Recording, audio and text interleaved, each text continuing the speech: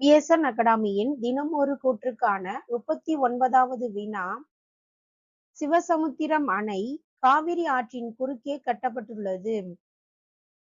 தென்னிந்தியாவின் புனிதமான நதி கோதாவரி ஆகும். மொத்த காவிரி ஆற்றின் நீளத்தில் 51% நீளம் தமிழ்நாட்டில் உள்ளது. நடந்தாய் வாழி காவேரி என்ற புதிய திட்டத்தின் நோக்கம் காவிரி ஆற்றை தூய்மைப்படுத்துதல் ஆகும். ஆன்சர்: கூற்று 1, 4 சரி, 2, 3 தவறு. விளக்கம்: தென்னிந்தியாவின் புனிதமான நதி காவேரி ஆகும்.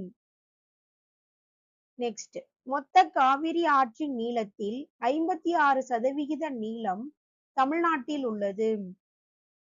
ஓகே ஃப்ரெண்ட்ஸ், தொடர்ச்சியா நம்ம கொஸ்டின்ஸ் பார்க்கலாம்.